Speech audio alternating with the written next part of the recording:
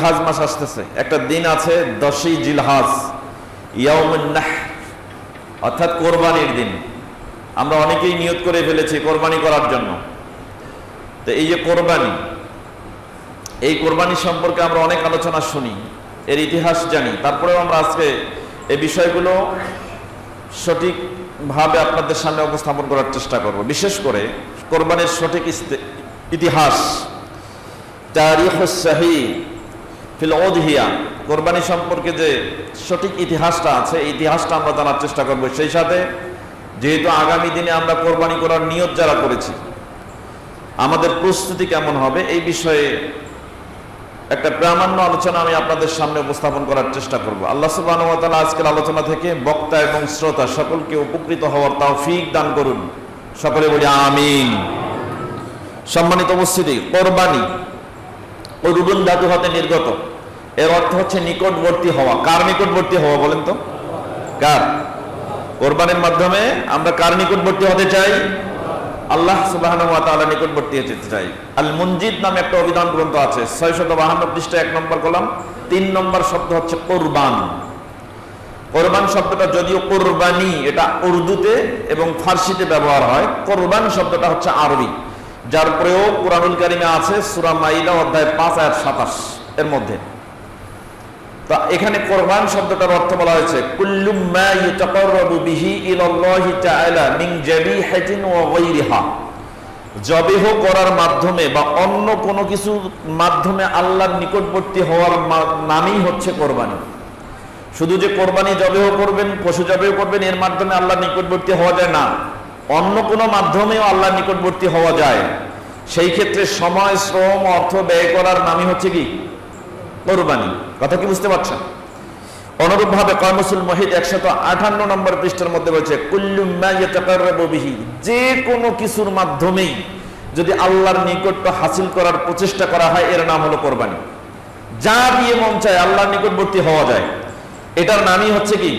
কোরবানি। আপনি যদি মনে করেন আপনার সময় নাই, আপনি এত ব্যস্ত, দুনিয়াতে শুধু ব্যস্ত আর ব্যস্ত, এই ব্যস্ততার মধ্যেও যদি আপনি আল্লাহ সুবহানাহু ওয়া তাআলার জন্য সব কাজ উপেক্ষা করে, সব কাজ ফেলে দিয়ে নিজের সময় উৎসর্গ করে আল্লাহ সুবহানাহু ওয়া তাআলার জন্য সালাতের সময় বের করেন, নফল সালাতের, এটার নাম কি? কোরবানি। তাহলে যে কোনো মাধ্যমে আল্লাহর নৈকট্য হাসিলের প্রচেষ্টার নাম কোরবানি। কিন্তু সামনে যে কোরবানি আসছে, এটা দিয়ে আমরা কি করব? কিসের মাধ্যমে করব বলেন তো? একটা পশুকে জবেহ করার মাধ্যমে আল্লাহ সুবহানাহু ওয়া তাআলার নৈকট্য হাসিল করে। এটার নাম, আরেকটা নাম হচ্ছে টেকনিক্যাল টার্ম, আরবিতে হচ্ছে উযহিয়া, এর নামও কিন্তু হচ্ছে কোরবানি। কোরবানি শব্দটাকে মূলত টেকনিক্যাল টার্ম হিসেবে আরবি, উর্দুতে, ফার্সিতে ব্যবহার করা হয়। এছাড়া আরবিতে ব্যবহার হলেও উযহিয়া শব্দটা আসছে।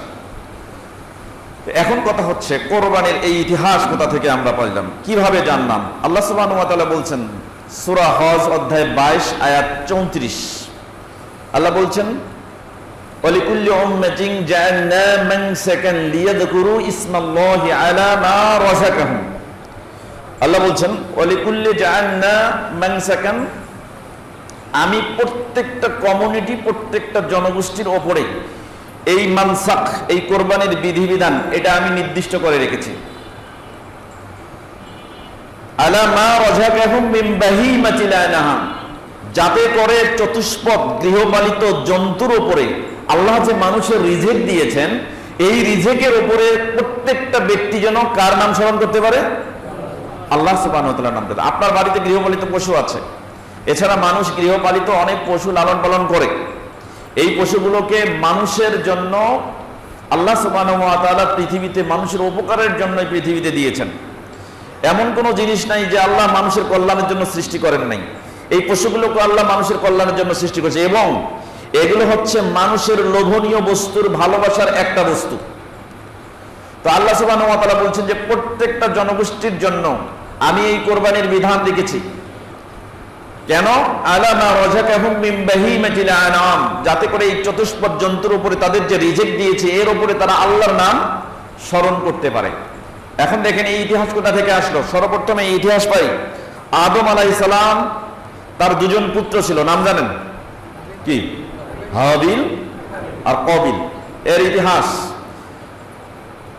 ইবনু কাসির রাহিমাহুল্লাহ তাফসীরুল কোরআনুল আযীম এখানে উল্লেখ করেছেন। এই ঘটনা বিস্তারিত অনেকগুলো ঘটনার প্রেক্ষাপট নিয়ে এসেছেন। তা বাদেও সঠিক ইতিহাসের মাধ্যমে তিনি আল বিদায়া ওয়ান নিহায়া 1 নম্বর খণ্ড এর 79 নম্বর পৃষ্ঠার মধ্যে সঠিক নিগুড় তথ্য সমৃদ্ধ একটা ইতিহাস নিয়ে এসেছেন, যে ইতিহাসগুলোর মাধ্যমে এই ঘটনার প্রেক্ষিতে অনেকগুলো ঘটনা সংশ্লিষ্ট আছে। আমরা জানি আদম আলাইহিস সালামের শরিয়ায় অন্য কোনো পরিবার ছিল না। সেই সময় আদম আলাইহিস সালাম তার ঔরসে হাওয়া আলাইহিস সালামের গর্ভে জোড়ায় জোড়ায় সন্তান প্রসব হতো। এক জোড়ায় একজন ছেলে একজন মেয়ে থাকতো।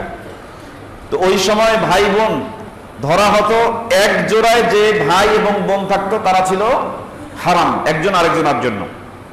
পরের জোড়ায় যারা থাকতো তারা পূর্ববর্তী জোড়ার জন্য হালাল ছিল এবং পূর্ববর্তী জোড়া পরবর্তী জোড়ার জন্য হালাল ছিল। তো আদম আলাইহিস সালামের ওই সময়ে শরিয়ার মধ্যে স্বীকৃত ছিল যে প্রথম জোড়ার ভাই পরের জোড়ার বোন, প্রথম জোড়ার বোন পরের জোড়ায় ভাইয়ের সাথে বিবাহ বৈধ ছিল। তো এই হিসাবে হাবিল তার যে বোন ছিল সে অপেক্ষাকৃত কম সুন্দরী ছিল, কবিল এর যে বোন ছিল সে অপেক্ষাকৃত বেশি সুন্দরী ছিল। তো যখন বিবাহের সিদ্ধান্ত আসলো হাবিলের বোনের সাথে কবিলের আর কবিলের বোনের সাথে হাবিলের নিকাহ হবে, বিবাহ হবে, তখন কবিল এটাকে অস্বীকার করলো এবং কাবিল বলল যে আমার বোন বেশি সুন্দরী, অর্থাৎ আমার বোনের হকদার বেশি আমি, তাকে বিবাহ করার ক্ষেত্রে আমি বেশি হকদার। তখন আদম আলাইহিস সালাম বললেন যে তোমরা তোমাদের পক্ষ থেকে আল্লাহ সুবহানাহু ওয়া তাআলার কাছে কোরবানি করো। কি করো? কোরবানি করো। যার ত্যাগ যার কোরবানি আল্লাহ সুবহানাহু ওয়া তাআলার কাছে কবুল হবে সে সিদ্ধান্ত তার ঠিক আছে, ওই সিদ্ধান্তে তাকেই তার সাথে বিবাহ দেওয়া হবে যার দ্বারা সে বিবাহ চাচ্ছে। তো এই হিসাবে পরবর্তী সময়ে কোরবানির সিস্টেম চালু হয়ে গেল। এটা হলো একটা প্রেক্ষাপট, কিন্তু এই প্রেক্ষাপট এই ঘটনা ব্যাপক প্রচলিত আছে, কিন্তু এর সনদ এর ইতিহাস আমরা যদি যাচাই করি কিন্তু একটাও স্পষ্ট সহিহ সরিহ স্পষ্ট কোনো বিশুদ্ধ সনদ পাওয়া যায় না। যে ইতিহাসগুলো পাওয়া যায়, যে সনদগুলো পাওয়া যায় তার বেশিরভাগ হচ্ছে মুরসাল অথবা মুনকাতি ইনকিতার সনদের রয়েছে, যার ক্ষেত্রে যে ক্ষেত্রে আমরা এই কথাগুলো এই ইতিহাসগুলো যদিও জানি এবং প্রসিদ্ধ আছে, এগুলো আমরা বিশুদ্ধ ইতিহাস হিসেবে গ্রহণ করব না এবং প্রেক্ষাপট হিসেবে এগুলো আমরা বর্ণনা করব না। তবে কোরবানির যে ব্যবস্থাপনা ছিল, হাবিল এবং কাবিলের পক্ষ থেকে যে কোরবানি করা হয়েছিল এর ইতিহাস আল্লাহ সুবহানাহু ওয়া তাআলা পবিত্র কোরআনুল কারীমে উল্লেখ করেছেন। তো সেখান থেকে আমরা ইতিহাস পাই আল্লাহ সুবহানাহু ওয়া তাআলা হাবিল এবং কাবিলের পক্ষ থেকে কোরবানি করার বিধান দিয়েছিলেন। আদম আলাইহিস সালাম তাদেরকে নির্দেশ করলেন। সেই সময় হাবিল এবং কাবিল তারা দুজনেই চাষাবাদ করত। হাবিল সে পশু পালন করত এবং তার পশু পালন করা থেকে সে সব থেকে হিষ্টপিষ্ট একটা পশুকে আল্লাহ সুবহানাহু ওয়া তাআলার জন্য কোরবানি করার জন্য মনোনীত করলো, নির্দিষ্ট করলো। এবং কাবিল সে চাষাবাদ করত, সে সব থেকে ভালো শস্য দানা সমৃদ্ধ চাষাবাদের উপকরণ সে আল্লাহ সুবহানাহু ওয়া তাআলার কাছে কোরবানি করার মানত করলো এবং সে অনুযায়ী তা পেশ করলো। সেই সময় কোরবানি কবুলের একটা নিয়ম ছিল যে আকাশ থেকে একটা আগুন এসে কোরবানিকে ভস্ম করে পুড়িয়ে ছাই করে দিত। যার কোরবানি ভস্ম হতো, ছাই হতো, বোঝা হতো তার কোরবানি আল্লাহ সুবহানাহু ওয়া তাআলার কাছে কবুল হয়েছে। তা আল্লাহ সুবহানাহু ওয়া তাআলা এই ঘটনা পবিত্র কোরআনুল কারীমের 5 নম্বর সূরা মাইদার 27 থেকে 31 নম্বর আয়াতের মধ্যে উল্লেখ করলেন। আল্লাহ সুবহানাহু ওয়া তাআলা নবীকে বললেন, ওয়াতলু আলাইহিম নাবা আবনাই আদম বিল হক। নবী, আপনি আদম আলাইহিস সালামের 2 পুত্রের গল্প তাদেরকে পাঠ করে শোনান। তার মানে আমরা আজকে এই গল্প জানছি। কোন গল্প? ইজ কুরবা কুরবানান, যখন তারা দুজনেই কি করেছিল? আল্লাহর জন্য কোরবানি করেছিল। ফাতুকব্বালা মিন আহাদিহিমা ওয়া লাম ইউতাকাব্বাল মিনাল আখার, এবং তাদের দুইজনের কোরবানির মধ্যে একজনের কোরবানি আল্লাহ কবুল করেছেন, তার কোরবানি কবুল করা হয়েছিল। ফাতুকব্বালা মিন আহাদিহিমা ওয়া লাম ইউতাকাব্বাল মিনাল আখার, কিন্তু একজনের কোরবানি আল্লাহর দরবারে কবুল হয়নি। যার কোরবানি কবুল হয়নি, কলা সে বলল, লা আকতুলান্নাকা, আমার কোরবানি কবুল হয় নাই, তোমার কোরবানি কবুল হয়েছে। এই জন্য কাবিলের কোরবানি যখন কবুল হলো না তখন সে হাবিলকে বলল, লা আকতুলান্নাকা, আমি অবশ্যই তোমাকে হত্যা করব। তখন এই কথা যদি আপনাকে বলা হয়, কোনো ভাই মুসলিম ভাই যদি আপনাকে বলে আমি তোমাকে মারবো, তোমাকে আমি পিটাবো, তোমাকে হত্যা করবো, আপনি কি বলবেন? জবাবে কি বলবেন? আয় দেখি, মার দেখি, বলবেন না? এই সময় হাবিল জবাব দিয়েছিল, ক্বালা ইন্নামা ইয়াতাকাব্বালুল্লাহু মিনাল মুত্তাকিন। হাবিল কোনো প্রতিবাদ করেনি, তিনি বলছেন যে আল্লাহ সুবহানাহু ওয়া তাআলা কেবলমাত্র যারা মুত্তাকি, যারা পরহেজগার, যার ভিতরে তাকওয়া আছে, তার কোরবানি কবুল করেন।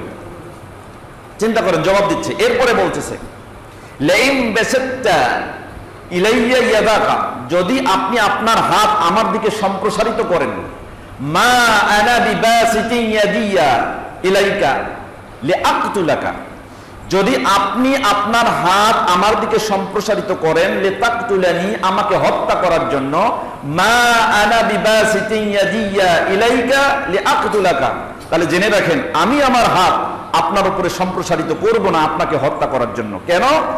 ইন্নী আখাফুল্লাহ রাব্বাল আলামিন, কারণ আমি একমাত্র জগৎ সমূহের রব আল্লাহ সুবহানাহু ওয়া তাআলাকে ভয় করি। সুবহানাল্লাহি ওয়া বিহামদিহি। চিন্তা করছেন, মাঝে মাঝে আমাদের প্রেক্ষাপট এমন দাঁড়ায়, আমাকে বহির্শত্রু আক্রমণ করেছে, কিন্তু ওই মুহূর্তে আমাকে ওই হাবিলের মতো উত্তর দেয়া ছাড়া আর কোনো পরিস্থিতি থাকে না। কথা কি বুঝতে পারছেন সম্মানিত উপস্থিতি? তো হাবিল এভাবে জবাব দিলেন যে আপনি যদি আপনার হাত আমার দিকে সম্প্রসারিত করেন আমাকে হত্যা করার জন্য, তাহলে আমি আপনাকে হত্যা করার জন্য আমার হাত সম্প্রসারিত করব না, কারণ আমি কাকে ভয় করি? সমস্ত জগৎ সমূহের রব আল্লাহ সুবহানাহু ওয়া তাআলাকে ভয় করি। ওয়া ইন্নী উরিদু, তিনি বলছেন ইন্নী উরিদু আন তাওয়াব বিইসমি ওয়া ইসমিকা, আমি চাই যে আপনি আমার পাপ এবং আপনার পাপ নিয়ে ফিরে যান। আমি আমার পাপ এবং আপনার পাপ নিয়ে আপনি ফিরে যান, আমি এটাই ইচ্ছা পোষণ করি, কারণ আমি আপনাকে হত্যা করলে আমার পাপ হবে। তো আপনি যদি আমাকে হত্যা করেন, তাহলে আমি এই ক্ষেত্রে চাই যে আমার জীবনে যা পাপ হয়েছে এবং আপনি যা পাপ করেছেন, এই পাপ নিয়ে আপনি ফেরত যান, আপনি ফিরে যান। ফলে কি হবে? ফাতাকুনা মিন আসহাবিন নার, আপনি জাহান্নামের অধিবাসী হবেন। আর এটাই হচ্ছে ওয়াজালিকা জাযাউ যালিমিন, এটা জালিমদের প্রতিদান হচ্ছে। কোনো ব্যক্তি যদি অন্য কোনো ব্যক্তির উপরে জুলুম করে, তাকে যদি হত্যা করে, তাকে যদি খুন করে, তাকে মেরে ফেলে, তাহলে তার জীবনের পাপ সহ নিজের পাপ সহ সে আল্লাহর দরবারে দণ্ডায়মান হবে। এভাবে জবাব দিলেন। একটা পর্যায়ে কি হলো?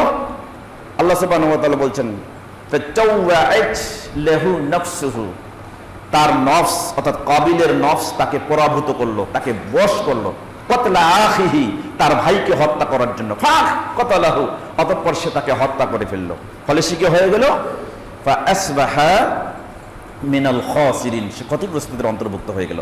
তাহলে এই আয়াতে কারিমার মাধ্যমে আল্লাহ সুবহানাহু ওয়া তাআলা সেই সময় দেখালেন আমাদেরকে যে কোনো ব্যক্তির পক্ষে যদি আল্লাহ সুবহানাহু ওয়া তাআলার কাছে কৃত কোরবানি কবুল না হয়, তাহলে সে কি হয়ে যায়?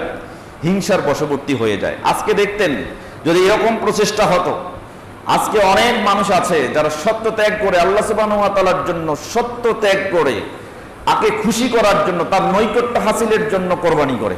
কিন্তু অনেকেই আছে আমরা কি আল্লাহকে খুশি করি? নিজেকে খুশি করার জন্য, মানুষকে খুশি করার জন্য, নিজের নফস, নিজের প্রবৃত্তিকে সব সময় সেরা মানুষের সামনে উপস্থাপন করার জন্য আমরা কোরবানিতে ব্রতী হই। এই কোরবানি আল্লাহর দরবারে কবুল হবে? কখনো না। সম্মানিত উপস্থিতি, তাহলে এই ইতিহাস আমরা জানছি এখান থেকে যে হাবিল এবং কাবিল সর্বপ্রথম কোরবানি করছে। তাই কোরবানির উৎপত্তি হয়েছে আদম আলাইহিস সালামের সন্তানদের পক্ষ থেকে। ওখানে প্রথম ইতিহাস তৈরি হলো, সৃষ্টি হলো। ওই ইতিহাস থেকে আল্লাহ সুবহানাহু ওয়া তাআলা বলছেন যে এইটা প্রত্যেক জনগোষ্ঠীর জন্য আমি গৃহীত পালিত পশুর উপরে এই কোরবানির ব্যবস্থাপনা রেখে দিলাম, যাতে করে আল্লাহ সুবহানাহু ওয়া তাআলা গৃহপালিত পশুতে তাদের যে রিজেক দিয়েছেন, এই রিজেকের উপরে তারা আল্লাহর নাম স্মরণ করতে পারে। সম্মানিত উপস্থিতি, তাহলে এখান থেকে আমরা দুইটি মেসেজ পাই। এক, হত্যার বিনিময়ে হত্যা নয়, অথচ আল্লাহ রাসূল এক হাদিসে বলছেন যে হত্যাকারী হত্যাকৃত উভয়ই জাহান্নামে যাবে। কোথায় যাবে? জাহান্নামে যাবে। কেন? দুইজনেরই ইন্টেনশন আছে পরস্পরকে হত্যা করবে, এজন্য দুইজনেই জাহান্নামে যাবে। কিন্তু এইখানে আমরা দেখলাম যে একজন জাহান্নামে যাবে, একজন নিজের পাপ সহ অন্যের পাপ বহন করে চলে যাবে জাহান্নামে, আর একজন যাবে না। কেন? এখানে ইন্টেনশন ছিল মাত্র এক পক্ষের হত্যা করার জন্য, আর এক পক্ষের কোনো হত্যা করার ইন্টেনশন ছিল না। এই জন্য আল্লাহ নবী মুহাম্মদ রাসূলুল্লাহ সাল্লাল্লাহু আলাইহি ওয়াসাল্লাম, সহিহ বুখারীতে একটা হাদিস আসছে, কিতাবুদ দিয়াত, রক্তপণ সংক্রান্ত একটা অধ্যায় রয়েছে, বাবু কওলিহি তাআলা ওয়া মান আহইয়াহা, সূরা মাইদার 34 নম্বর আয়াতের ব্যাখ্যা সম্বলিত একটা অনুচ্ছেদ রচনা করেছেন ইমাম বুখারী। এই হাদিস, এই অনুচ্ছেদের 6867 নম্বর হাদিস, যে হাদিসটার মধ্যে আল্লাহ আব্দুল্লাহ ইবনে মাসউদ রাদিয়াল্লাহু তাআলা আনহু বলছেন যে ক্বালা রাসূলুল্লাহ সাল্লাল্লাহু আলাইহি ওয়াসাল্লাম, রাসূল সাল্লাল্লাহু আলাইহি ওয়াসাল্লাম বলছেন, লা তুকতালু নাফসুন, এমন কোন নফস, এমন কোন প্রাণ হত্যা হবে না, ইল্লা কাদা আলা ইবনে আদম আল আউয়ালি তিফলুম মিনহা, যখন কোন মানুষকে হত্যা করা হবে তাই হত্যা করার অপরাধটা খুনির জন্য দুই ভাগ হবে। কয় ভাগ হবে? দুই ভাগ। মনে করেন আপনি হত্যা করেছেন, আপনি খুন করেছেন, এখন আপনি যে গুনাহ করলেন এই হত্যা করার জন্য, এটা কয় ভাগ হয়ে গেল? দুই ভাগ। এক ভাগ আপনার, আর এক ভাগ সর্বোত্তম পথ দেখিয়েছেন হত্যা করার কে? কবিল। এই কবিল যে সর্বোত্তম পথ দেখালো, এজন্য হত্যা করার অপরাধের একটা অংশ কাবিলের আমলনামায় চলে যাবে।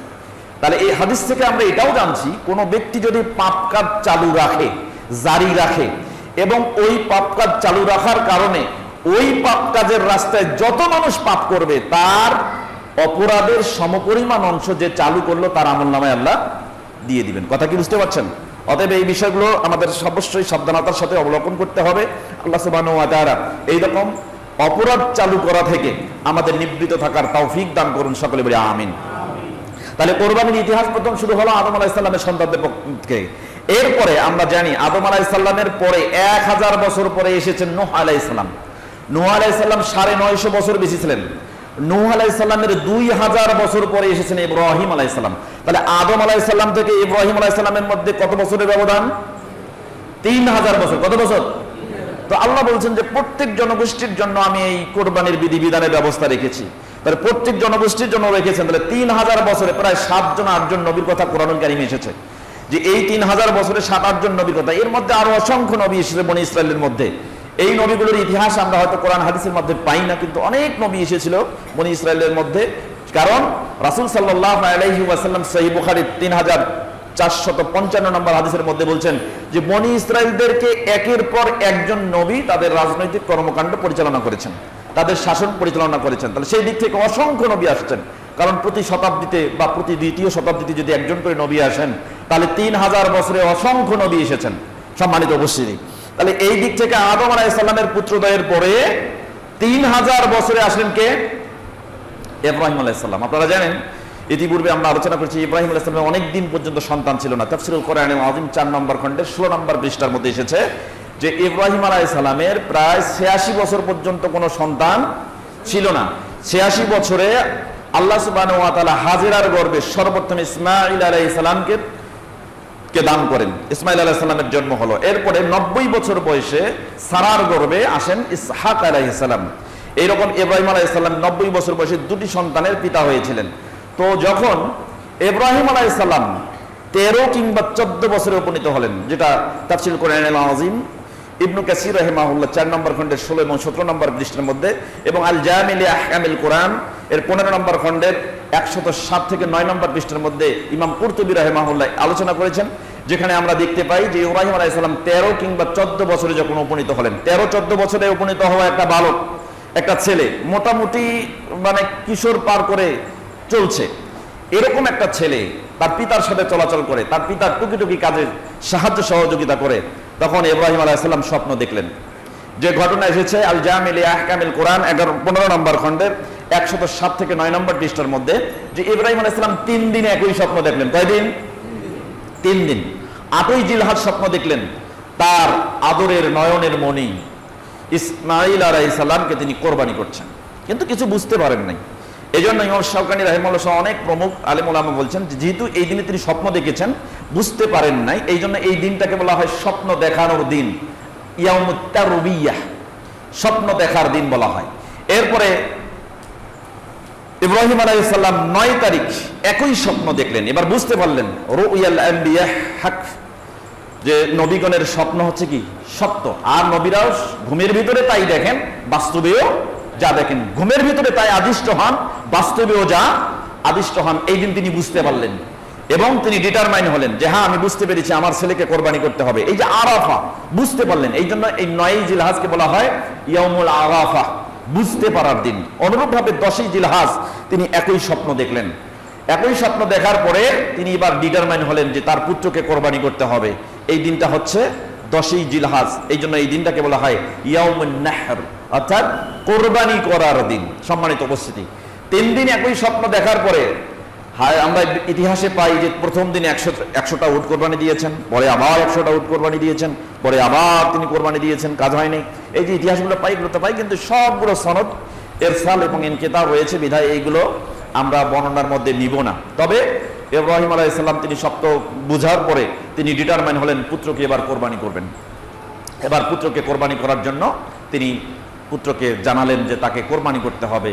এর পরের ঘটনা আল্লাহ সুবহানাহু ওয়া তাআলা পবিত্র কোরআনুল কারীমের 37 নম্বর সূরা সাফফাত এর 102 থেকে 108 নম্বর আয়াতের মধ্যে আল্লাহ সুবহানাহু ওয়া তাআলা উল্লেখ করেছেন, যেগুলো আমরা পাই। আল্লাহ সুবহানাহু ওয়া তাআলা বলেন, ফালাম্মা বালাগা মাআহু সা'য়া, যখন ইব্রাহিম আলাইহিস সালাম চলাচল করার বয়সে উপনীত হলো, তখন তার পিতা তাকে ডেকে বলছেন, ইয়া বুনাইয়া ইন্নী আরা ফিল মানামি আন্নী আযবাহুকা। পুত্রকে ডেকে পিতা বলছেন, হে আমার পুত্র, আমি স্বপ্নে দেখলাম যে আমি তোমাকে কোরবানি করছি। ফানজুর মাজা তারা, ফানজুর মাজা তারা, অতএব তুমি তোমার কি অভিমত রয়েছে এই বিষয়ে তুমি ব্যক্ত করো, চিন্তা করেন। আপনাকে যদি 13-14 বছর বয়সে আপনার পিতা বলে যে তোমাকে কোরবানি করার জন্য আমি আদিষ্ট হয়েছি, করবেন? করবেন? আপনি জানেন না, ঐতিহাসিকরা লিখছেন যে এই সময় পিতার চাইতে পুত্রের যে আনুগত্যের, আল্লাহ সুবহানাহু ওয়া তাআলার প্রতি আনুগত্যের যে ভাব প্রকাশ পেয়েছে, এটা ইতিহাসে বিরল। কিয়ামতের আগ মুহূর্ত পর্যন্ত এরকম ইতিহাস হবে কিনা আল্লাহ সুবহানাহু কেউ জানেন না। সম্মানিত উপস্থিতি, তাহলে এই সময় যদি পুত্র যদি তাকে নিজেকে প্রস্তুত না করতেন, পিতার পক্ষে সন্তানকে কোরবানি করা কখনোই সম্ভব হতো না। কারণ আপনি যতই রাজি হন না কেন, আজকালকার পিতা যেই হোক, সামান্যতম ভালোবাসা আমাদের ভিতরে, পুত্রের ওপর কত পূর্ণ ভালোবাসাতে আমরা কতটা আপ্লুত হয়ে যাই, নিজের সন্তানের জন্য কতই না কি করছি। আর সেই সন্তানকে যদি কোরবানি করার জন্য বলা হয়, সন্তান উপস্থিত রাজি থাকলেও আমরা কিন্তু কোরবানি করার জন্য ব্রতী হব না। অথচ দেখেন সন্তান এমন ভাবে প্রস্তুত, তিনি পিতাকে বলছেন, ক্বালা ইয়া আবাতি ইফআল মা তু'মার, হে আমার পিতা, আপনি তাই করুন যা আপনি আদিষ্ট হয়েছেন, আপনি তাই করুন। সাতাজিদুনি ইনশাআল্লাহু মিনাস সাবিরিন, অতএব আপনি অবশ্যই, আল্লাহ যদি চান তো আপনি আমাকে ধৈর্যশীলদের অন্তর্ভুক্ত পাবেন। আপনি যা আদিষ্ট হয়েছেন আপনি তাই করুন। আল্লাহ বলছেন, ফালাম্মা আসলামা ওয়াতাল্লাহু লিল জাবিন, এরপর দুইজনে যখন আল্লাহ সুবহানাহু ওয়া তাআলার কাছে আত্মসমর্পণ করলো, আল্লাহ সুবহানাহু ওয়া তাআলাকে নিজেকে সঁপে দিল, দুইজনেই, একজন পুত্রকে সঁপে দিল, আরেকজন নিজেকে, নিজের অস্তিত্বকে সঁপে দিল। তারা যখন প্রস্তুতি গ্রহণ করলো, ফালাম্মা আসলামা ওয়াতাল্লাহু লিল জাবিন, যখন তারা দুইজনেই আল্লাহ সুবহানাহু ওয়া তাআলার কাছে আত্মসমর্পণ করলো, ইব্রাহিম আলাইহিস সালাম যখন তার পুত্র ইসমাঈল আলাইহিস সালামকে উপর করে শোয়ালেন, আল্লাহ সুবহানাহু ওয়া তাআলা ওয়ানাদাইনাহু আইয়া ইব্রাহিম, তখন আল্লাহ সুবহানাহু ওয়া তাআলা তাকে ডাক দিয়ে বলছেন, হে ইব্রাহিম, কদ সাদ্দাকতা রুইয়া, তুমি তোমার স্বপ্নকে সত্যে পরিণত করেছো। সুবহানাল্লাহি ওয়া বিহামদিহি। তাফসিরে ইবনে কাসির এর মধ্যে তাফসির ইবনে কাসিরের মধ্যে ইবনে কাসির রাহিমাহুল্লাহ তাফসিরুল কোরআনুল আযীমের 4 নম্বর খণ্ডের 17 নম্বর পৃষ্ঠার মধ্যে আসছে যে ইব্রাহিম আলাইহিস সালাম এই সময় যখন আল্লাহ সুবহানাহু ওয়া তাআলা ডাক দিলেন, পিছনে ফিরে তাকালেন। পিছনে ফিরে তাকার পরে দেখলেন যে কাবশুন আবিয়াজু আকরানু আয়ানু, ঘুরে দেখলেন একটা সাদা সুন্দর শিং বিশিষ্ট ডাগর ডাগর চোখ সুন্দর একটা দুম্বা পিছনে অপেক্ষা করছে। সুবহানাল্লাহ। এরপর যখন তিনি এই দুম্বাকে দেখলেন, এটাকে মিনায় নিয়ে গেলেন এবং সেখানে গিয়ে কোরবানি করলেন। এই সময় একটা পিতা যখন মৃত্যুর কবল থেকে, মরে যাওয়া নিশ্চিত এমতো অবস্থা থেকে নিজের পুত্রকে ফিরে পায়, কেমন আনন্দিত হবে বলেন তো? কেমন আনন্দিত হবে? ডাক্তার বলে দিয়েছে আপনার ছেলে আর বাঁচবে না, কিন্তু অল্প ট্রিটমেন্টে দেখা গেল আপনার ছেলের ভিতরে আর কোনো রোগই নেই। কেমন খুশি হবেন? কেমন খুশি হবেন? আর আপনি তো সাধারণ মানুষ, আপনার মায়া মহব্বত ভালোবাসার চাইতে নবী ইব্রাহিমের ভালোবাসা কম ছিল না বেশি ছিল?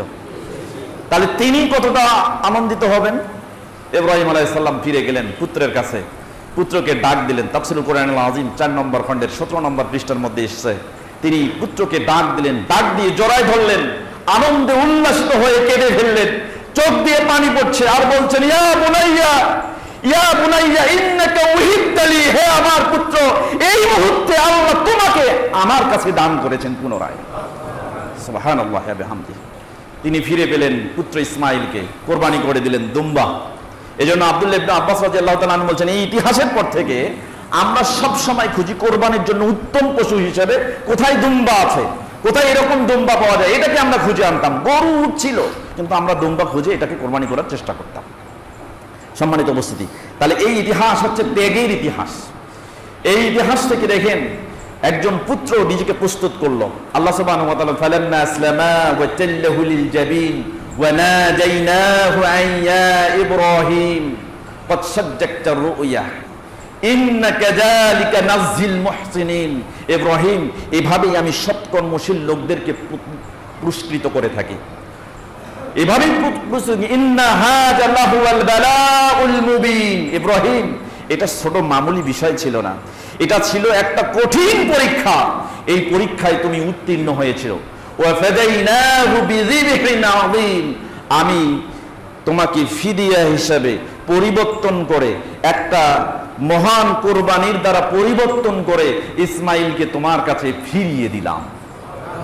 ওয়া তারাকনা আলাইহি ফিল আখিরিন, আর পরবর্তীদের জন্য এই সুনাম সুখ্যাতি আমি রেখে দিলাম তোমাদের জন্য। এখনো পর্যন্ত ইব্রাহিম আলাইহিস সালামের ত্যাগের মহিমায় উদ্ভাসিত হয়ে তাদের সুনাম সুখ্যাতি আমরা আলোচনা করছি।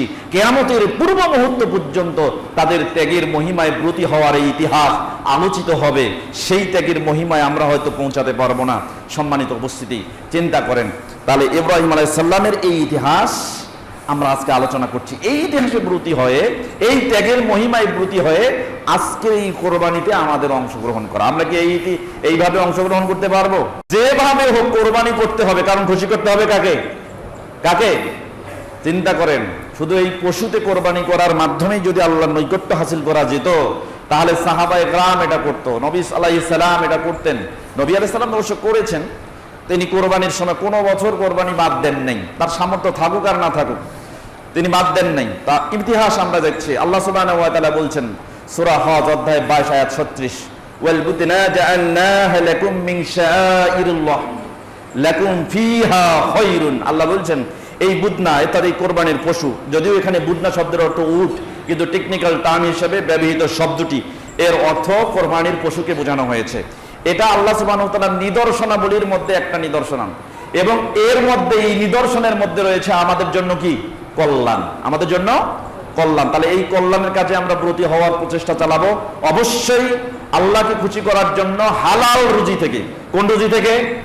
হালাল রুজি থেকে। হারাম থেকে আমরা কখনো কোরবানি করার চেষ্টা করব না। কারণ আপনি কি, যদি হালাল করা হয়, যদি বলা হয় সব থেকে হালাল কি, আপনার জীবনের সব থেকে হালাল ইনকাম কি, হালাল উপার্জন কি, তাহলে বলবেন যে আমার সন্তান।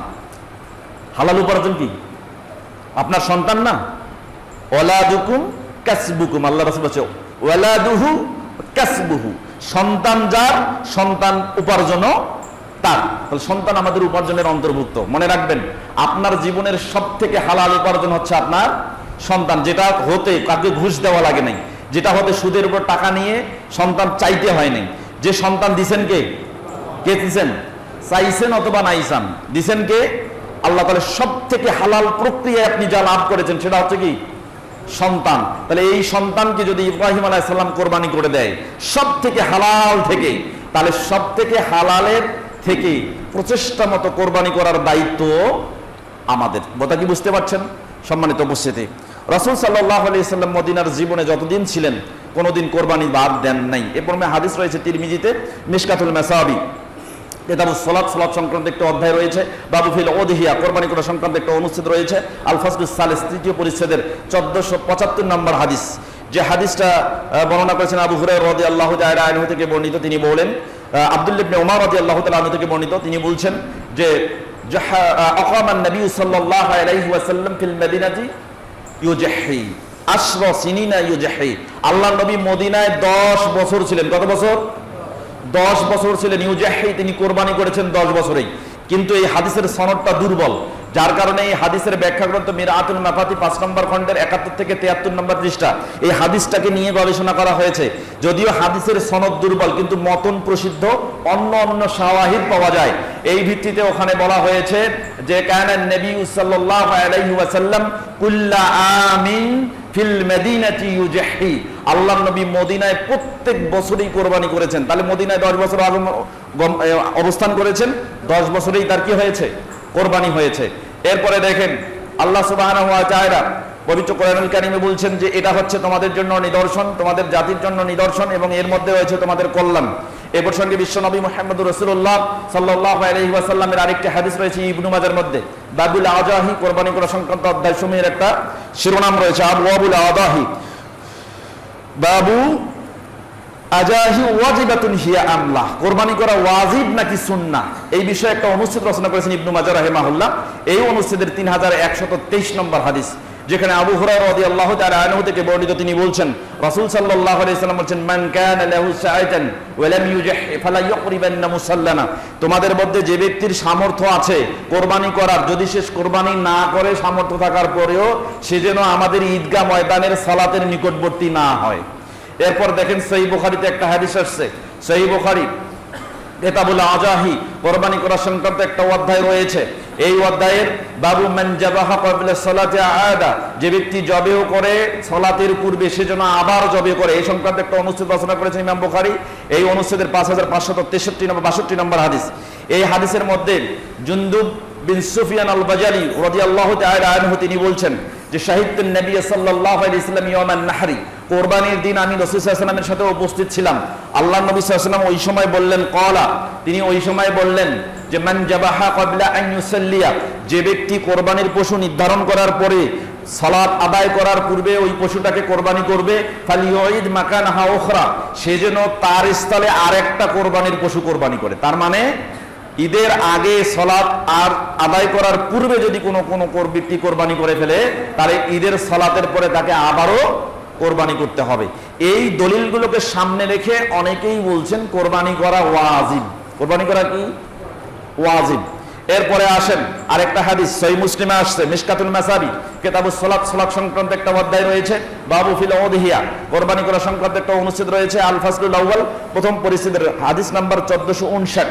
হাদিসটি উম্মে সালামা রাদিয়াল্লাহু তাআলা আনহা থেকে বর্ণিত, তিনি বলেন রাসূল সাল্লাল্লাহু আলাইহি ওয়াসাল্লাম বলেছেন, ইজা দাখালাল আশরু, যখন এই জিলহজ মাসের 10 দিন আসতো, আল্লাহ নবী সাল্লাল্লাহু আলাইহি ওয়াসাল্লাম বলেছেন, ওয়া আরাদা বা'যুকুম আন ইউজাহিয়া, তোমাদের মধ্যে যে ব্যক্তি ইচ্ছা করে কোরবানি করা, হাদিসের ভাষা বোঝেন, আল্লাহ নবী বলেছে ওয়া আরাদা বা'যুকুম আন ইউজাহিয়া, তোমাদের মধ্যে যে ব্যক্তি ইচ্ছা পোষণ করে কোরবানি করা, তার মানে ইচ্ছার অধীন হচ্ছে কোরবানি করা।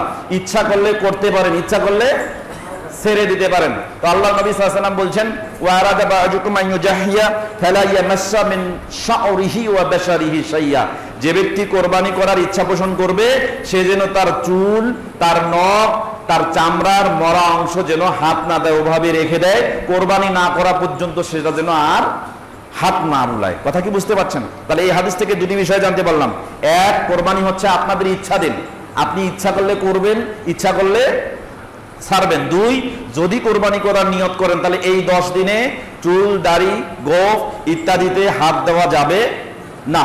সম্মানিত উপস্থিতি, এই দলিলগুলোর সামনে রেখে আরো কিছু দলিল রয়েছে, যেগুলো কিছু আসার পাই আমরা, যেটা মুসান্নাফে আব্দুর রাজ্জাক বাবুল জাহাইয়া, কোরবানি করা সংক্রান্ত একটা অধ্যায় রয়েছে, হাদিস নাম্বার 8139 থেকে 8149, 10টা আসার রয়েছে, সাহাবীদের আমল রয়েছে।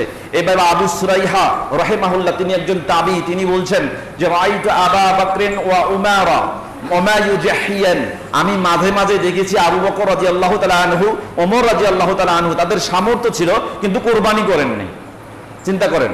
এরপরে দেখেন আবু মাসউদ আনসারী রাদিয়াল্লাহু তাআলা আনহু, তিনি বলছেন যে ইন্নী লা আদাউল আযহা, আমি মাঝে মাঝে ইচ্ছা করেই কোরবানি ছেড়ে দিতাম। তিনি বলছেন ওয়া ইন্নী লা মুসির, অথচ আমি এটার আমার পক্ষে করা খুবই সহজ ছিল, আমি ইচ্ছা করলেই করতে পারতাম, কিন্তু তারপরে ছেড়ে দিয়েছি। কেন? মাখাফাতান আন ইয়ারাজিরানি আন ইন্নাহু হাতামুন আলাইয়া, যাতে আমার পাড়া প্রতিবেশীরা মনে না করে যে কোরবানি করাটা আমার জন্য ওয়াজিব বা আমার জন্য ফরজ, এটা যেন মনে না করে, সেজন্য আমি মাঝে মাঝে ইচ্ছা করেই ছেড়ে দিতাম, কারণ এটা হচ্ছে কি সুন্নাহ। এজন্য এই হাদিসগুলোকে বিশ্লেষণ করে ফাতহুল বারী 16 নম্বর খণ্ডের 3 নম্বর পৃষ্ঠা, তুহফাতুল আহওয়াজি 5 নম্বর খণ্ডের 79 নম্বর পৃষ্ঠা, তাফসীরুল কোরআনুল আযীম ইবনে কাসির রাহিমাহুল্লাহ 2 নম্বর খণ্ডের 234 পৃষ্ঠা, এবং ফিকহুল মুয়াসসার এর 190 থেকে 95 নম্বর পৃষ্ঠা, এখানে দেখবেন তারা সকল মুহাক্কিক আলেম সাহাবার আমল থেকে শুরু করে উলামাউল মুতাআখিরিন সর্বশেষ আলেম ওলামা পর্যন্ত ব্যাখ্যা বিশ্লেষণ করে সকল মতগুলোকে নিয়ে এসে বলছেন যে এর হুকুমটা হচ্ছে সুন্নাতুন মুআক্কাদাতুন, তাকিদ প্রাপ্ত সুন্নাহ, এটা ওয়াজিব নয়। ইচ্ছা করলে আপনি করবেন, ইচ্ছা করলে ছাড়বেন। এজন্য সুদের উপরে টাকা নিয়ে, কিস্তির টাকা, লোন নিয়ে, ঘুষের টাকা নিয়ে কোরবানি করতেই হবে, আল্লাহর নৈকট্য হাসিল করতে হবে, এইরকম সিদ্ধান্তে যাওয়া যাবে না। কথা কি বুঝতে পারছেন? তাহলে কোরবানি হলো কি? সুন্নাতে মুআক্কাদা, এটা তাকওয়ার বহিঃপ্রকাশ। আল্লাহ সুবহানাহু ওয়া তাআলার কাছে কে কত টাকা দিয়ে কোরবানি করলেন এটা কি যাবে? কে কত বেশি রক্ত পৌঁছালেন, কত রক্ত প্রবাহিত করলেন এটা পৌঁছাবে? কোরবানির কোনো গোস্ত, কোনো চামড়া, কোনো রক্ত কোনোটাই আল্লাহর কাছে পৌঁছে না। আল্লাহ সুবহানাহু ওয়া তাআলা বলছেন 22 নম্বর সূরা হাজ আয়াত 37, লান ইয়ানালাল্লাহু লুহুমুহা ওয়ালা দিমাউহা ওয়ালাকিন ইয়ানালুহুত তাকওয়া মিনকুম। আল্লাহ বলছেন তোমার কোরবানি গরুর গোস্ত আমার কাছে পৌঁছে না, কোরবানির পশুর চামড়া, রক্ত আমার কাছে পৌঁছে না। আমার কাছে যেটা পৌঁছে সেটা হচ্ছে কি? তাকওয়া। যেটা হচ্ছে কি? তাকওয়া। তার মানে আপনার টাকা আছে, আপনি কোরবানি করবেন, টাকা নাই কোরবানি করবেন না, কোরবানি থেকে বিরত থাকবেন। আপনি কখনোই জোর জবরদস্তি করে টাকা ম্যানেজ করেই আপনাকে কোরবানি করতে হবে এই সিদ্ধান্তে যেতে পারবেন না। এখন আসেন, কোরবানি কত টাকা থাকলে কোরবানি করতে হবে? আমরা অনেকে মনে করি, অনেক প্রশ্ন করি, কত টাকা থাকলে কোরবানি করা লাগবে? আসেন এই প্রসঙ্গে ফিকুল মুয়াসসার এর 190 নম্বর পৃষ্ঠার মধ্যে এসেছে ইস্তিতাআহ, সামর্থ্য অর্জন করার যে একটা সীমা রয়েছে, সেখানে বলা হচ্ছে কোন ব্যক্তির যদি কোরবানির দিন এবং আইয়ামে তাশরিকের দিনগুলো, এই কয়েক দিনে নিজের খরচ, নিজের অধীনস্থ লোকদের খরচ বহন করার সামর্থ্য থাকে, এগুলো থাকার পরেও যদি অতিরিক্ত কোনো সম্পদ থাকে, টাকা থাকে, তাহলে ওই ব্যক্তি কোরবানি করার যোগ্যতা অর্জন করেছে বলে বিবেচনা করা হবে। কথা কি বুঝতে পারছেন? তাহলে আইয়ামে তাশরিকের দিনগুলো অর্থাৎ 8ই জিলহজ থেকে 13ই জিলহজ, অথবা কোরবানির দিন থেকে 13ই জিলহজ, কোরবানির দিন 11, 12, 13, কয়দিন হলো? 4 দিন। কয়দিন? 4 দিন। কোনো ব্যক্তির যদি নিজের এবং নিজের পরিবারের খরচ বহন করার সামর্থ্য থাকার পরেও অতিরিক্ত অবশিষ্ট টাকা থাকে, তাহলে ওই ব্যক্তির কোরবানিতে অংশগ্রহণ করার সামর্থ্য আছে বলে বিবেচনা করা হবে। তবে এটা ইচ্ছাধীন, করতেই হবে বিষয়টি এমন নয়। সম্মানিত উপস্থিতি, তাহলে তাকওয়ার বহিঃপ্রকাশ ঘটিয়ে কোরবানিতে ব্রতী হবে। এবার আসেন, যেহেতু সামনে 10 দিন আসতেছে, এই 10 দিনে আমাদের কি করতে হবে? কোরবানির পশু নিয়ে আমরা সময় পাবো, আরো একটা সপ্তাহ আলোচনা করার সময় পাবো, সেখানে আমরা আলোচনা করব। তবে যদি আপনি অগ্রিম পশু কেনেন, তাহলে সেই ক্ষেত্রে অবশ্যই আপনাকে বিবেচনা করতে হবে মিশকাতুল মাসাবির 1455 নম্বর হাদিস। আল্লাহ রাসূল সাল্লাল্লাহু আলাইহি ওয়াসাল্লাম বলেছেন, লা তাজবাহু ইল্লাল মুসান্নাতা, তোমরা মুসান্না ব্যতীত গরু বা পশু কোরবানি করো না। তার মানে দাঁতওয়ালা হতে হবে। ছাগল কোরবানি যদি করেন, দাঁতওয়ালা ছাগল, অর্থাৎ বয়স্ক ছাগল দাঁতওয়ালা, এবং গরু যদি করেন, বয়স্ক গরু দাঁতওয়ালা, এবং উট যদি করেন, বয়স্ক গরু দাঁতওয়ালা। এই প্রসঙ্গে কোন কোন পশু কোরবানি করতে হবে এই মর্মে ফিকুস সুন্নাহ মূল কিতাব 2 নম্বর খণ্ডের 29 নম্বর পৃষ্ঠা, ইমাম শাফিঈর কিতাবুল উম 2 নম্বর খণ্ডের 234 নম্বর পৃষ্ঠার মধ্যে এসেছে, কোন ব্যক্তি যদি কোরবানি করে তাহলে 3 শ্রেণীর পশু দিয়ে কোরবানি হবে। কয় শ্রেণী? 3 শ্রেণী। আল ইবলু মানে হচ্ছে উট, আল বাকারু গরু, আর 3 নম্বর হচ্ছে আল গনামু, এর মধ্যে রয়েছে গনামের আরেকটা নাম হচ্ছে মাইজু। এর মধ্যে আরো দুটা রয়েছে, কাবশুন অর্থাৎ দুম্বা রয়েছে, অশ্বাতুন ভেড়া রয়েছে, এগুলো ছাগলের অন্তর্ভুক্ত। তাহলে উট, গরু, ছাগল 3 ধরনের পশু দিয়ে কোরবানি করা যাবে। অবশ্যই দাঁতওয়ালা পশু ক্রয় করবেন, এবং মনে রাখতে হবে পশু ক্রয় ক্ষেত্রে 4টা দোষ স্পষ্টভাবে যদি প্রতীয়মান হয়, তাহলে ওই পশুকে নির্বাচন করা যাবে না। যে কথা আমরা ইতিপূর্বে বলেছি, আবারও বলছি, আল্লাহ নবী সাল্লাল্লাহু আলাইহি সাল্লামকে জিজ্ঞাসা করা হয়েছিল, আবু দাউদ, তিরমিজি, মুয়াত্তা মালিক, ইবনু মাজাহ, মিশকাত, দারিমি, দারিকুতনি সহ প্রায় 9টি হাদিসের কিতাবে হাদিসটা আসছে। মিশকাতুল মাসাবি কিতাবুস সালাত, সালাত সংক্রান্ত একটা অধ্যায় রয়েছে। বাবু ফিল উযহিয়া, কোরবানি করা সংক্রান্ত একটা অনুচ্ছেদ রয়েছে আল ফাসলুস সানি, দ্বিতীয় পরিচ্ছেদের হাদিস নাম্বার 1465। হাদিসটি বারা ইবনে আযিব রাদিয়াল্লাহু তাআলা আনহু থেকে বর্ণিত। তিনি বলছেন, আন্না নবী সাল্লাল্লাহু আলাইহি ওয়াসাল্লাম সুইলা, নবী করিম সাল্লাল্লাহু আলাইহি সাল্লামকে জিজ্ঞাসা করা হলো, মা ইউতাকা মিনাল জাহায়া, কোন কোন পশু থেকে আমাদেরকে বেঁচে থাকতে হবে কোরবানি করা থেকে। তখন রাসূল সাল্লাল্লাহু আলাইহি ওয়াসাল্লাম ফাআশারা বিয়াদিহি ক্বালা আরবান, আল্লাহ রাসূল সাল্লাল্লাহু আলাইহি ওয়াসাল্লাম তার হাত দিয়ে ইশারা করে বললেন 4 শ্রেণী। কয় শ্রেণী? 4 শ্রেণী। 1 আল আরজাউল বাইয়িনু জালুহা, যে পশুটা স্পষ্ট খুঁড়িয়ে খুঁড়িয়ে হাঁটে, খোঁড়া, পা ভাঙ্গা অথবা হাত ভাঙ্গা, যে ভালোভাবে হাঁটতে পারে, অথবা কোনো গরু প্যারালাইজড হয়ে গেছে, যে গরু খুঁড়িয়ে খুঁড়িয়ে হাঁটে, কোনোভাবেই সোজা সহজভাবে হাঁটতে পারে না, এই পশুকে কোরবানির জন্য মনোনীত করা যাবে না। দুই আল আওরাউল বাইয়িনু আওয়ারুহা, যে পশুটা স্পষ্ট কানা, চোখে দেখে না, বিভিন্ন কারণে চোখ কানা হয়ে যেতে পারে, চোখ গেলে যেতে পারে, তাহলে এই কানা পশু একদিকে টানে না আরেকদিকে যায়, এরকম পশু আছে না, এরকম পশু কোরবানির জন্য নির্ধারণ করা যাবে না। 3 নম্বর হচ্ছে আল মারিজাতুল বাইয়িনু মারাদুহা, এবং ওই পশু যেটা স্পষ্ট রোগা, যেমন এখন একটা রোগ বের হয়েছে, কি রোগ কি জানেন না? ল্যাম্পি। ল্যাম্পি এরকম মানে আরো অনেক রোগ রয়েছে, যদিও ল্যাম্পি হচ্ছে এটা একটা চর্ম রোগ, চামড়ায় হয়, এই 4টা দোষের অন্তর্ভুক্ত নয়, কিন্তু তারপরেও দেখা যায় যে ক্ষত বিক্ষত হয়ে গেছে, চামড়া ছিঁড়ে গেছে, উঠে গেছে, এমন অবস্থা, মানে একে দগ্ধ অবস্থা দেখা যাচ্ছে। সেই ক্ষেত্রে অবশ্যই এই ধরনের পশু থেকে বিরত থাকার চেষ্টা করবেন। যদি স্পষ্ট কোনো রোগ প্রতীয়মান হয়, যে রোগের কারণে পশুটার ভিতরে রোগ স্পষ্ট বা উপরিয় রোগ স্পষ্ট, এই পশু থেকে বিরত থাকতে হবে। এরপরে বলা হয়েছে আল আসফাউল্লাতী লা তানকা, ওই পশু যে পশুটার কোনো রোগ বোঝা যায় না কিন্তু হাড় হাড্ডি শরীর, এমন শরীর যে শরীরে শুধু হাড় গোনা যায়, গোস্ত নাই, অর্থাৎ হাড়ের মজ্জা নাই, দুর্বল, এতটাই দুর্বল, রোগ না থাকার কারণেও তাকে টানলে আর বসে না, বসলে আর উঠে না, এরকম গরু আছে না, এইরকম গরুকে নির্বাচন করা যাবে না, এগুলো থেকে বিরত থাকতে হবে। এছাড়াও কিছু অসাধু ব্যবসায়ী আছে যারা গরুকে দোষ করে দেয়, কিভাবে? দাঁত ভেঙে দেয়, বয়স হয় নাই দাঁত ভেঙে দেয়, করে না? এরকম হাতমা মানে দাঁত পড়ে গেছে, দাঁত ফেলে দিছে অথবা দাঁত ছাড়ি পড়ে গেছে। অবশ্য ফিকহি মতে আলেম উলামারা ফকিহগণ সিদ্ধান্ত দিয়েছেন যে হাতমা ধরনের গরু থেকেও বেঁচে থাকতে হবে, তবে 4 শ্রেণী স্পষ্ট, এই স্পষ্ট দোষ ত্রুটিযুক্ত গরু থেকে বা পশু থেকে আমাদেরকে বিরত থাকতে হবে। অবশ্যই গরু বা নির্বাচন করার ক্ষেত্রে, পশু নির্বাচন করার ক্ষেত্রে আমরা এই দোষ ত্রুটি থেকে বেঁচে থেকে পশুকে নির্বাচন করার চেষ্টা করবো। আল্লাহ যেন সেই তৌফিক দান করেন, সকলে বলি আমিন। সম্মানিত উপস্থিতি, সামনে যে 10 দিন আসলো, সহিহ বুখারীতে কিতাবুল ঈদাইন 2 সংক্রান্ত একটি অধ্যায়ের 969 নম্বর হাদিসের মধ্যে আসছে, আব্দুল্লাহ ইবনে আব্বাস রাদিয়াল্লাহু তাআলা আনহু থেকে বর্ণিত, তিনি বলেন, মাল আমালু ফি আইয়ামিল আশরি আফদালা মিন হাজিহি, এই 10 দিনে আমল করা এর চাইতে উত্তম আমল আল্লাহ সুবহানাহু ওয়া তাআলার কাছে নেই।